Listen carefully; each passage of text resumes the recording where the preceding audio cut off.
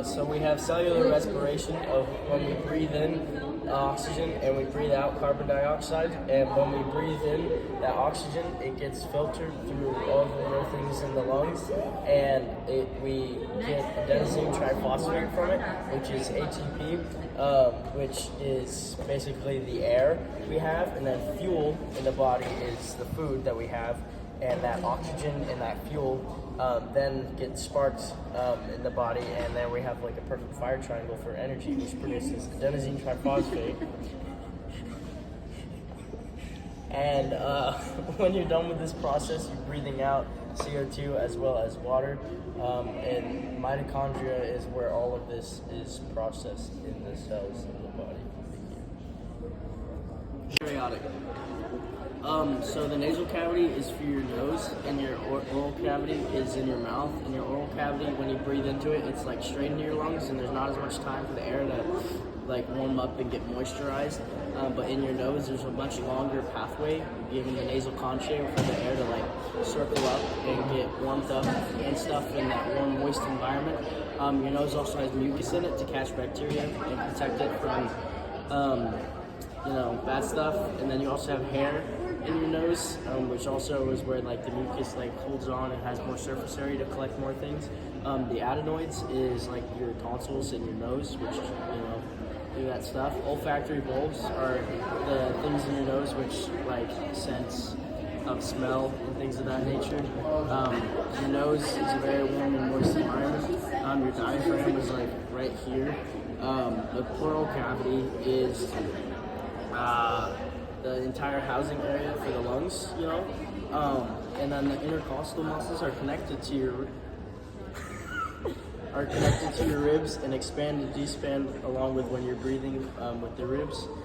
Your ribs encage your lungs, and when you inhale, you're breathing in, and when you exhale, you're breathing out. Your body doesn't know when you're smoking, so it produces more mucus for you to filter out your lungs.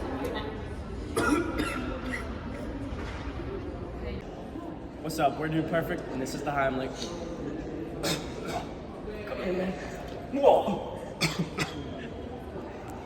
Oh man, That was stuck in my cricoid. Alrighty, so in the trachea there's C-shaped cartilage, and it's that way to leave room for the esophagus in the back. And the trachealis muscle makes it's able to contract, leaving room for the esophagus to expand when swallowing and other things like that. So inside the trachea as well. Oh man. All right. Inside the trachea is the ciliated columnar epithelium, which pushes mucus out of the body, out of the trachea and out of the lungs. The goblet cells pump mucus into the ciliated columnar epithelium, and the mucociliary escalator also pushes it out as well. All right, so inside the trachea is the ciliated columnar epithelium. Ciliated coming from cilia, which are little hairs that push, that line the inside of the columnar area and push them out. Columnar, thanks to the shape of it, it's a column shape, able to push it up. So that system as a whole pushes bad stuff and mucus out of the trachea and out of the lungs. And the goblet cells that line the inside on the sides of the columnar area, they pump mucus in. All right, so in this as well is the mucociliary escalator, which uses the hairs and the mucus to push it all out and push it upwards. All right, so in the lungs and in the trachea area, we got the two bronchi that bifurcate into two areas going into the right lung and the left lung. The left lung is higher up. The bronchi is higher up to go over the heart, which would be right there. That's a good heart. Here is where the hilum is located on both of these. It's where the bronchi enters. It's just the indention port for the bronchi, obviously, and then we also have the pulmonary artery and veins. The pulmonary artery pumps blood from the heart to the lungs, and the pulmonary vein pumps blood from the lungs to the heart. What? So the lobes on each side of the lungs have different numbers. So the one on the left side has 2, and then the one on the right side has 3. This is for the purpose, if you get cancer in your lungs, you are able to remove just that section without having to remove a whole entire lung. After your bronchi, you have the lobular bronchi that separates the bronchi into 2 different lobes or 3 different lobes, depending on which lung it's going to. Then it goes to the bronchopulmonary segments, which is expanding into a certain lobe, into different areas of it. Then it breaks down into another one called segmental bronchi, which is breaking down into tiny little segments that will eventually lead to the tiny little bronchioles, which eventually leads to the end to the alveoli. In the pouches, they're called alveoli. They take oxygen out that mixes with the blood and brings CO2 back in and causes it to constrict and go out. For bronchitis, it's the inflammation of the bronchi, which causes the bronchi to swell up, and it doesn't allow air to... Hi, Mr. Draper. Causes the bronchi to swell up and doesn't allow air to go straight to the lungs clearly.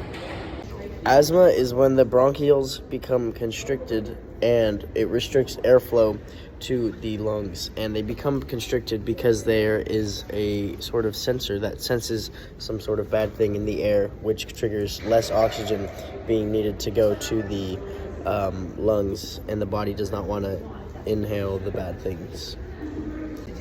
Asthma is the more hypersensitive version of that, so where they're always constricting, and that means little airflow all the time. Smoking can cause a lot of harm to your lungs, one of which being emphysema here.